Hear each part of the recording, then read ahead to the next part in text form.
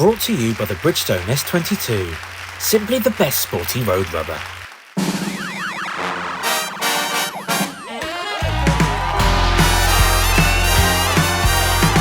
Hi.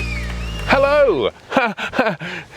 Welcome to the Super Naked test. We are up north, somewhere near Yorkshire. I've got a nosebleed. It's pretty bad, isn't it?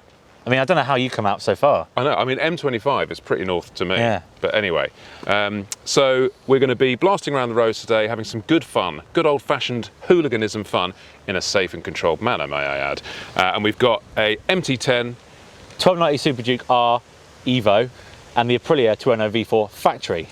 And let's be honest, yesterday we did the proper thing. We rode the bikes, no cameras, and hit the roads hard. And we did the journalistic thing of understanding the bikes before we actually get out there and video them. So yeah, we've had a good old blat already. So we're all, I mean, and actually they've all got brilliant merits. So let's get on the road, find out, and see which one's your favourites. And my favourite, and his favourite.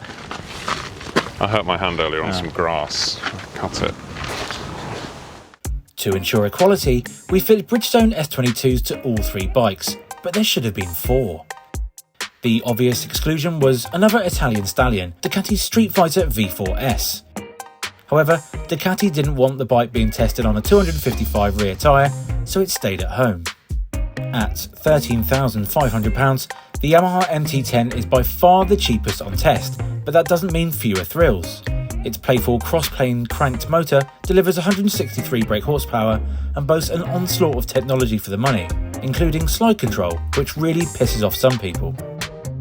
While KTM's 1290 Super Duke R remains unchanged for this season, there is the addition of the EVO model which packs WP semi-active suspension.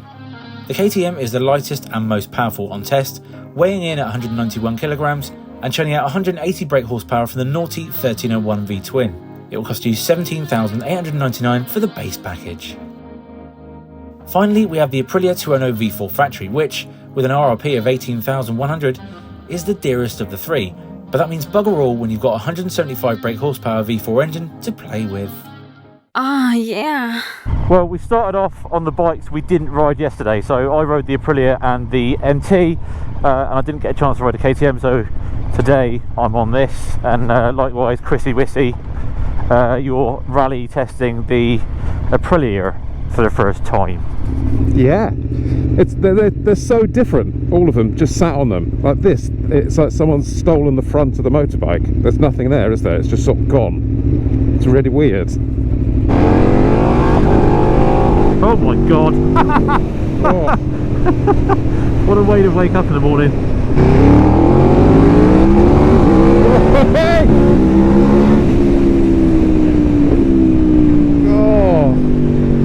I actually own a RSV4, not a factory 1100, but it's pretty much the same. And you never ever get tired of this noise. I don't know why every engine isn't a V4. I think regardless of specifics though, all three of these bikes, I mean, they just make you ride like Jeremy Hunts, don't they? Oh, look, indicators are nicely placed here. I like the KTM's ergonomic, what do you call them? Finger ergonomics straight away. Yeah, unlike the MT-10s, yeah. And actually that button is really nicely damped as well, isn't it? It's almost like a little rubberized job. Yeah. The MT-10's a bit like, oh, I just beat the horn. And this is in the wrong place as well. The MT-10 is a bit like, sort of like a Fisher-Price My First Indicator. However, MT-10, I know we're not technically riding that bike. I mean, well, we'll talk about it later as we ride it, but it is, yes, it's the cheapest, but in no way at this point does it take away the fun aspect of what these super naked hooligan bikes are about. If anything, it's almost amplified it. You take time, mate, to stop it around a bit. Yeah, well. Well, for those of you who've ridden the Gen 1 Super Duke and gone, oh my god, that is agricultural and scary and belligerent and every other nasty synonym you can think of, let me tell you, this latest version with the the Evo kit with the semi-active suzzies, I mean, I didn't think, originally I thought it was a little bit of a gimmick, but I didn't think it would be that much of a difference. But man, the road holding of this thing is absolutely delicious. And of all the three bikes I've ridden so far, the suspension copes well with the kind of bumps and swells and the nasty bits and bobs that these roads throw up. Whoa! Sorry, officer. That was a genuine mistake. Even in motion yesterday, when Chris was riding it, he came past and I was like, man, that is, with its wheels moving in motion, that is the best looking bike on test. I think we all agreed on that. A unanimous victory. Like I said, I love the orange dash. Jazz it up a bit. It's a lot of money, yes, but you get a lot of kit, and like I said, the suspension I think is worth that money alone. It feels very, very nice on the front end. Just feels like you've got the front wheel in your own hands. You know, it feels like you're sort of bossing it, like the handlebars are literally controlling the front wheel. I love that sort of connection you have with the bike. I think the bottom line is this bike has been designed as a bespoke naked bike, you know, whereas the others have, you know, they've come from superbike brethren, you know, they're inherently superbikey, whereas this has been built with nothing else other than being a proper roadster. It's got a really nice balance now, even better with the suspension. You know, usually something out to suspension can upset it a bit, but this is really, really nice. The way it kind of, it's a real neutral stance, but like I said, you've got that front wheel in your hands and you can take the piss. Flickability, this thing pisses it. You know, all the ancillaries are good, the brakes are good without being overpowering, like they are on the Ducati. Even the gearbox is nice now, you know, there's been lots of refinements over the years. It doesn't get phased with bumps. Normally you have to kind of wait for the suspension to settle down or sort of preempt what it's trying to do, but this is really, really smooth. Oh, it's so agile, this thing. Honestly, after riding those other two, you really can take the piss with this thing. It's like a bloody water boat, man, on acid.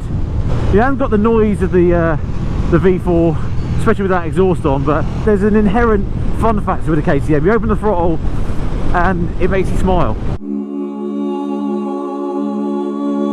This is actually really comfortable. I'm really surprised. I thought it would be one of the worst because the RSV4 isn't known for its roomy comfort, but this is actually, the bars are higher, the seat is really nice, the tank, the way that you sit on it, the way you can grip it, move around, is actually really good.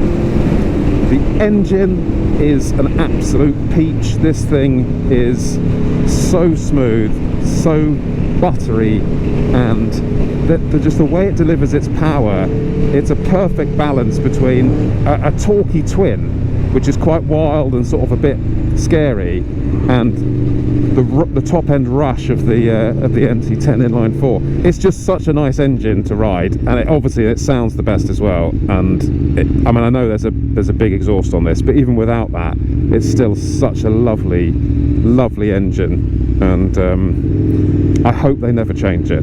The throttle connection's nice. There's no, like, they've done a lot of work. It's not like the older Aprilias where the ride-by-wire throttles were just an absolute disaster. This is really nice, and I feel in complete control of this motorcycle. I must say though, it doesn't feel particularly modern,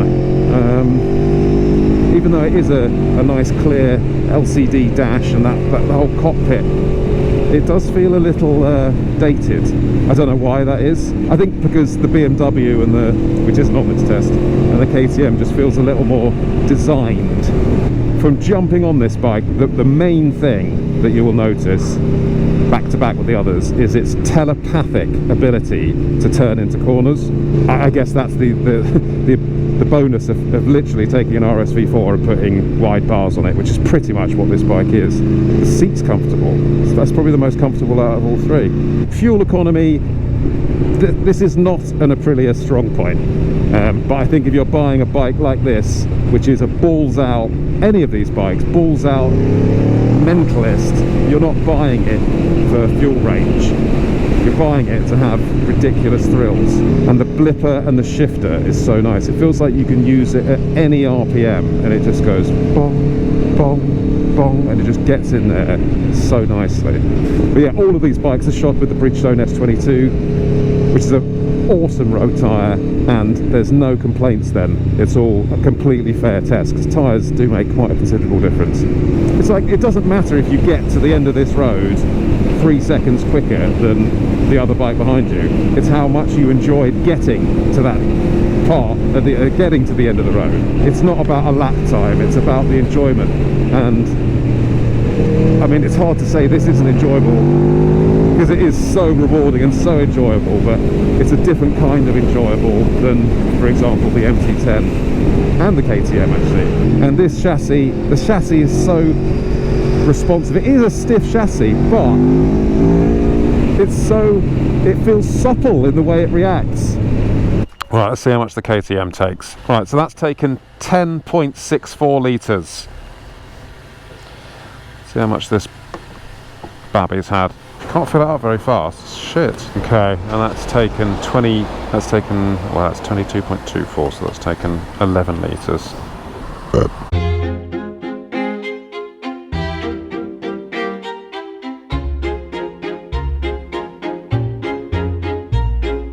Spectacle testing, anal bleaching. I think. Oh, we're going that way, are we? Oh, we're going the wrong way. Sorry, everyone. Sorry. Which way you go, mate? Nice. Oh my god. Well, he is going round the roundabout, and you're going over it. Oh my god. Oh, fuck no, I take it back. To be honest, this bike looks so fucking sexy in these colours. Yeah. It just looks fucking sex. It's tough, isn't it? It really is tough. I mean, it's difficult to get past the noise of this thing. The first thing you notice, and I can't, yes, I think we both talked off camera then, I think it's the comfiest. The seat I'm not too sure on, but in terms of ergonomics, it's the most natural. It feels the most kind of intuitive in that sense, but it's difficult to get past this noise. I mean, yes, it's got the exhaust on, yes, it sounds naughty, but oh man, the V4 just grabs you by the bollocks, doesn't it? What that engine allows you to do is get off corners in such a nice, smooth, tractable way, doesn't it? It just drives you off the corner, whereas this is sort of a bit like, oh fucking hell, you know, I'm off the corner. I'm actually really glad that MT-10's on the test, because that, I know we should be talking about these bikes, but that bike is, it defines the sector for me, the original like super naked sector. It's an R1, a raw R1 with flat bars, and it can be, I think these bikes can be a bit, you know, rough around the edges, and it doesn't detract from how good it is and how much fun you have on it. And that's what these bikes are about, isn't it? It's enjoyment factor. It's not about your, oh, I got to the cafe 4 seconds slower this time. It doesn't mean anything. It's stupid. And that's why I kind of think a super naked test on track is largely irrelevant, because yeah, you get the odd Tuono on track, which, and let's face it, the Tuono pretty much is really, unless you spend money on the KTM, the Tuono is the only one that you can take on track and be half competitive. Whereas the KTM, you go out there and you just pull wheelies and have fun, which is brilliant. Same with the MT-10, but in terms of being a serious track weapon, and this is, well, the Tuono is that. I mean, that smashes it. It smashes it. Yeah. I actually really want one of these KTMs now. I'm seriously considering chopping in my GS for one of these. Wow! Wow! Whoa! Whoa! Whoa! Whoa! No, I didn't mean it. I didn't mean it. World exclusive! Slow down! You're doing 32 miles an hour! Maniacs! And I tell you what I really like about this, what they've done to this bike over the years. Now this bike has now elevated itself into a proper, you said a really good word earlier, executive super naked. Yeah.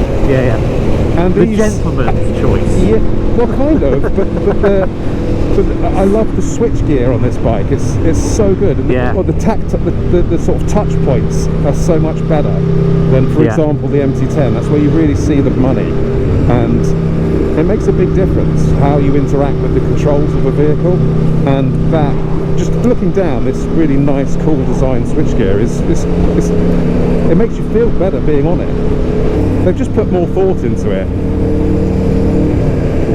And Aprilia haven't, but I don't think Aprilia care about stuff like that. That's not what they're about, is it? No, I mean, this is kind of like 90s kind of territory. That's what we're talking about here. Yeah. And there's something very I was trying to think of what it reminded me of when I was riding it, but there's something very Fiat Multipla about how that dash mounts to the front. Can you see it? Like that sort of like grey bumper sort of thing around the back of the cockpit. Ah, yeah. Ah, the ape, the Tuono. It is a superbike, and that kind of, you know, it's not as fun as some of its rivals. It's not a lunatic. I mean, of course, it's super fast. It handles amazingly, but it hasn't got that inherent fun factor of some of its rivals. And I guess, you know, that could be a downfall. But look, let's not dwell on the negatives. This is a rampant beast, and anyone can jump on this bike and feel like a hero. You know, the sound, the mid-range, the smoothness, the buttery smoothness, all the way through the riv range, all the way through the riv range, mate. It's a lesson in how an engine should be, and I don't think, you know, you could put the R1 up there, or you know, the crossplane engines bike, the MT-10 or something up there, but it still doesn't deliver the same as the Aprilia does. In terms of everyday manners, I mean, you know, the pegs are relatively high, but that helps with ground clearance. So every cloud, you know. Oh, this is when it's at home on the side of the tyre. Oh, there isn't another bike like it. It really isn't. I think the only thing that ruins this bike is the anti-wheelie. It's too intrusive. I don't think the system, I mean, in general, I think Aprilia's electronics could be a lot better. It's addictive. It really is, this bike. Other than the electronics, which for more experienced riders might get in the way, I think there is very little to moan about this bike, other than the fact that it hasn't got the fun factor of some of its rivals. But, you know, there we go. This bike has gone from being quite an out-of-control wild ride to actually a really quite refined, thrilling, executive ride. And I don't want that to sound boring, because this bike is anything but boring. Even with the standard seat, is actually a really comfortable place to sit. The bars are a nice length forward. The controls are all easy access. The pegs are a nice height, and even though I'm 6'4", I still feel pretty comfy on these pegs. Dash, really nice update here. Everything's there, nice and clear. I'm in a custom performance mode where I've set it up to take anti-wheelies off, but ABS on and traction and all that sort of stuff. And again, you've got quick access to your custom favourites up here. So tech-wise and customization-wise, this is pretty premium. This is right up there. Power is not a thing that this lacks, and they've done a lot of work on refining that power delivery, making it a more smooth, predictable experience. Fucking hell, mate, come on. You got out-cornered by a fucking caravan. It does get a bit wild over the bumps. It's certainly tamer than it used to be, but it does have it's got a loose nature to it, and flighty, but that's what gives it some of the excitement. Now we've got the fuzz in front. So I'm terrified now that I've overtaken a policeman. It's not as direct and apex hunting as, say, the Tuono, but does it need to be? You know, this is about thrills, and I think this latest EVO incarnation with the electronic suspension has pulled this bike right into my radar of actually being able to have one of these as a more daily usable, long distance even bike. Right, so I think that's Whitby in the distance there. Well, Chris, seeing as you're this far north, and let's face it, it is a rarity, isn't it? Yeah, I mean, I'm not coming back, so yeah. Whitby apparently has the best fish and chips in the UK, so what better place to go on a sunny day on three marvellous motorcycles than sit by the sea and have fish and chips? Yeah, but then who says it's the best fish and chips? Is it by any chance the proprietor of the fish and chip shop? My mirror's bigger than yours, so is my willy. I'm jealous of the low speed quick shifter blipper action on that Aprilia. It's the harmonics of a V4. It's like a chorus, isn't it? Yeah. It's like the sweetest choir boy singing some songs. Waiting to go backstage with the priest. I've got torn balls. You know when your sort of scrotal sac feels like it's getting stretched and torn. Wearing jeans, really? Wearing jeans on a bike is sort of... Yeah. My Scrotal. foreskin still, my helm from yesterday took a bit of a battering actually, it's quite dry. Yeah, I mean, that KTM, it is very smooth at low speed, isn't it? But it's not quite as smooth as this in terms of the engine. But in terms of the rest of the bike, you could easily ride around town, whereas before, with the previous generations, you couldn't do that, could you? Not in a comfortable manner. It's just sort of, you're just making your life really painful. Should we park in the keep clear bit? I mean, you have parked a little bit selfishly there, Al. Do you want to wheel it back? Oh, sorry. Ah, yeah. Captain Cook's boat, look. Captain Cook's boat. Hey! Captain Cook. Gary Potter. Gary Potter and Captain Cook. So I'm just tucking into my windy child scampi.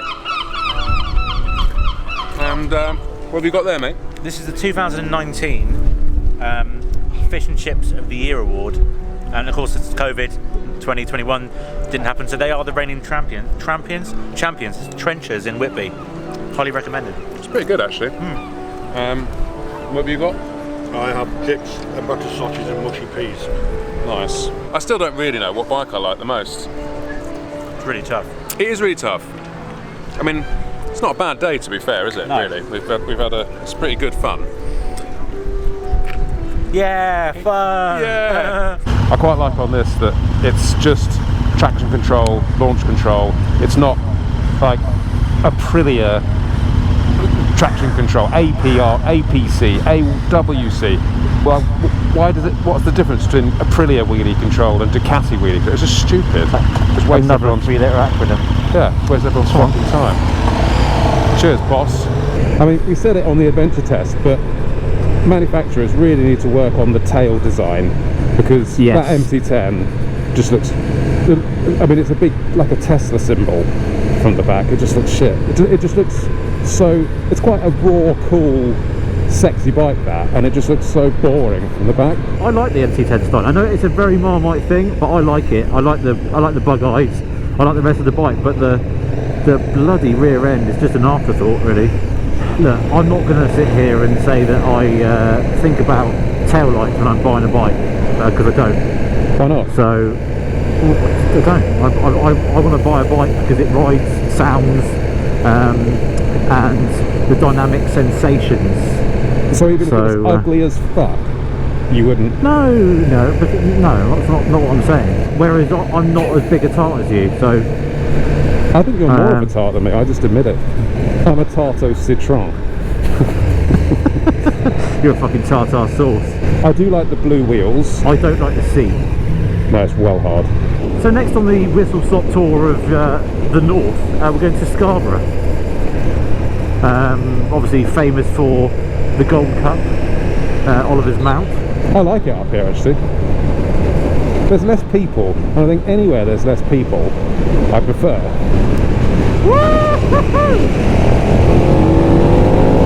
The MT-10, I mean, there's something missing. It's a little bit too, it's flickable enough, it handles well enough. It's just a little bit too rear biased. It doesn't feel as agile. Feels a bit more lethargic, and just doesn't have that sort of athleticism of the other two. But and also the brakes are pretty. Oh yes, I mean, in isolation, when I rode it on the launch, the brakes are slightly better against these two with Brembos and, you know, decent master cylinders. I mean, this master cylinder I'm sure is about 15 years old, and the calipers just aren't up to it. I understand the MT-10 isn't as refined as these, I get that, and I never expected it to be. But it's kind of, it doesn't really matter, I don't think, with that bike, because it's just a bonkers, let's just go nuts, and, you know, it's no faster or slower than anything else in reality. And the smile on your face could even be bigger than on these, just because it's such a beast. Oh, get out of the way, you idiot! My mum would always say about someone like this, maybe they've got a fish tank on the front seat. Here we go, look. Go on. Go. Oh! Swift fix, more like shit fix. Shit dicks. Yeah, I mean, going back to the brakes, they're just so wooden. They're not, you know, you don't get that initial bite. They're wooden. I just, you know, look, okay, it's £4.5 cheaper. That's fair enough. And I've got to say that you still get the smiles. You still get the fun factor. And just by opening the throttle, it's just. And I think you mentioned yesterday off camera though, you don't really fart around with modes. As long as the anti-wheelie's off, you're in for a good time, aren't you? If, you know, you're saving £4.5, and really with that £4.5 you could spend 500 quid, well maybe a bit more, on the brake setup to make the brakes better if you wanted to. You could also make, and this is another area, the suspension isn't as good as the rest. It's the only one which is also non-electronically active. But then again, yeah, it's the price point thing. But the point is, you can, the damping isn't quite as pliable and as well damped as the other bikes. You know, even the standard versions without the electronic suspension, it's a little bit bouncy, a little bit less controlled. So.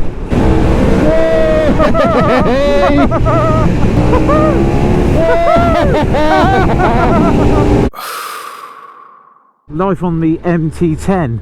It's definitely a more point and squirt job. It doesn't like to carry as much corner speed, it's not as fluid as the other bikes on test. But that's no bad thing, you know, you use the mid-range, you point and squirt it and get her out of there annoyed, you know what I mean? So you can't really compare it to the other two in terms of performance per pound, because the other two have got the better kit, but as mentioned, this is a ridiculous amount cheaper. So it's definitely it's not the run to the litter. That is, I don't know why that's naughty of me. I've got that's no. It's just definitely the naughty little kid between these two gentlemen. There's lots of people who will say their MT-10 sounds as good as a Tuono and blah blah blah blah. I just don't think it's not the complete package. Then again, if this had an exhaust on, I think I might be singing from a different hymn sheet. You know what I mean? Oh, yeah, it's definitely longer geared, this thing. It could do with some shorter puppies on it. Could definitely help it. I don't understand why they haven't actually. Welcome to Oliver's Mount. Obviously I'm pole position, so I'll be number one. Why do you get to be pole position? It's not the best. Because you're the most handicapped. Ready? You need to go on grid 2, Chris. Oh, for fuck's sake. Here's a public road. Gary, number 3 please. Welcome to 44 Teeth's super naked lap of Oliver's Mount. Ready? 3, 2, 1. Oh, he's fucking smoked him. Oh, he's done him. He's on the grass. He's done him on the inside into the hairpin. We could do a race, but limited to 30. Oh, this is nasty. Yeah, it is nasty. Oh, Bit clutched up the hill. I'm actually going to put cruise control on and see if I... how do you do it on this? Oh, well, fuck it. Stupid idea, anyway. Oh, what a marvellous erection. And it's eased on the KTM, still out front. We've got a bit of... we've got a safety car up front, though. Oh, it's gone wide. No, it's gone wide. Can Fagan capitalise? No. Oh. You wouldn't want to come off down there, would you? No. My body is getting quite sore now after 2 days in the seat, gotta say. Well, at least you're not stuck in the MT-10. That is true, yes, that is the... well, I'm going on it next, actually, which is even worse, because that's going to be the final part of the day. The crescendo. When bottoms are at their most raw. Are we going left down here? Left, yeah. Look at this view. I mean, I've never noticed the view before. I don't think I've been up here and it's been quite as nice, but this is the obviously the first of the jumps. I was going to talk about the housing in the local area. Okay, you go for it, Chris. I mean, they say it's grim up north, but fuck me, Scarborough's really nice. Like, those houses that we came past, they're like, I mean, I guess it's a nice area, but they were mansions. Absolute beastly things, aren't they? Gorgeous. Yeah. This is nice. I mean, not so nice down there with the peasants, but up there, very nice. Is this actually part of the track? Yeah. Yeah. Is that actually cutting in the... oh, yeah, okay. Yeah. Oh, yeah. Oh, Ease has done it. Ease has done it. Oh, or he's has got he? a mechanical! He's got a mechanical! Oh. Fagan takes the win on the underdog. The MT-10 claims its first victory at the mount. That is the best looking one.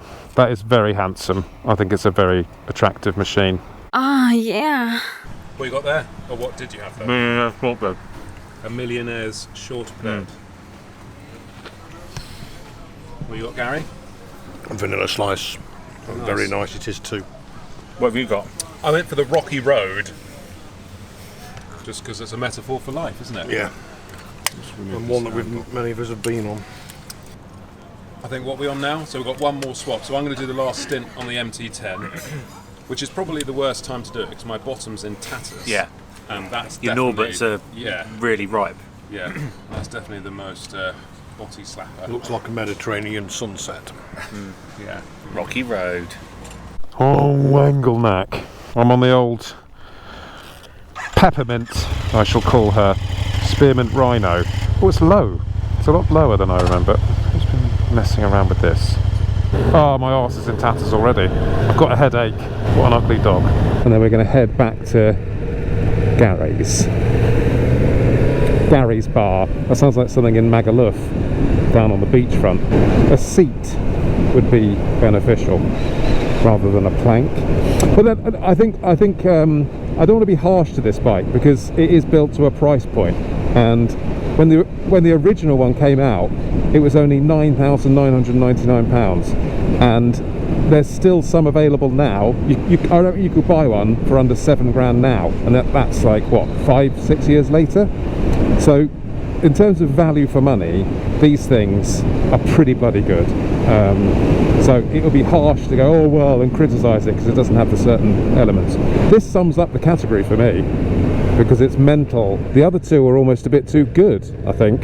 And again, Yamaha are pretty good with their dealer networks, their servicing. It's a reliable Japanese bike, but it's got everything you really kind of need. It's got a decent electronics package on it, wheels, handlebars.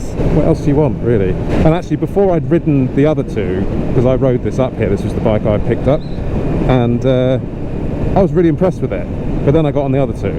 So in isolation, it's an amazing bike. They all are. As we constantly say, nobody makes a shit bike, but it's a group test is very easy to find fault in a bike because it's so glaringly obvious jumping from one to the other.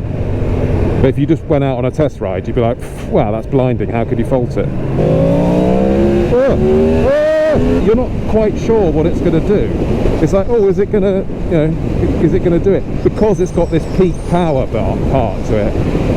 Whereas the other two are quite linear, aren't they? Whereas this has got that, whoa! I do think it's actually, from riding it yesterday, I think it's geared a bit too too long. So you've got to go into first an awful lot, which this throttle connection isn't the nicest compared to the other two. So that just adds to the slightly wild controlling of it.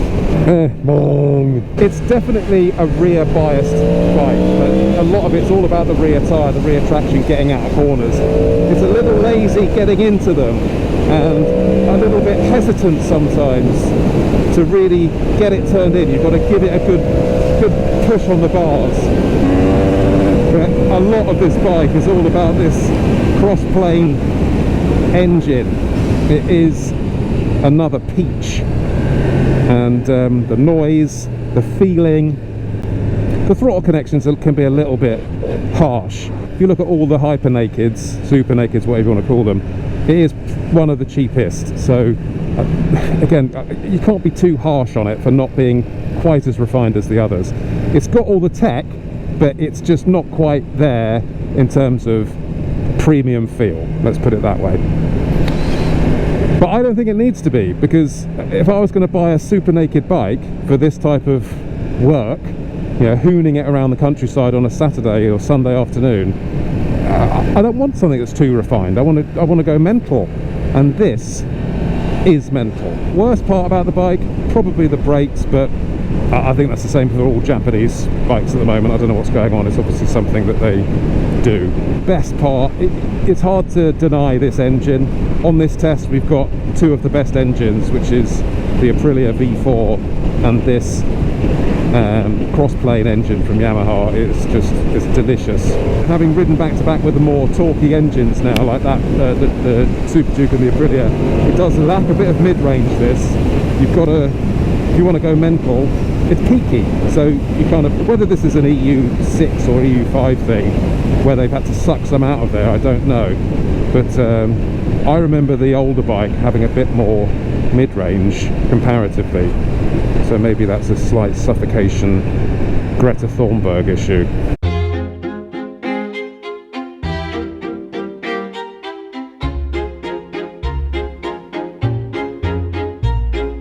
We're in Wetwang, so what better place to say which bike gives you the wettest wang?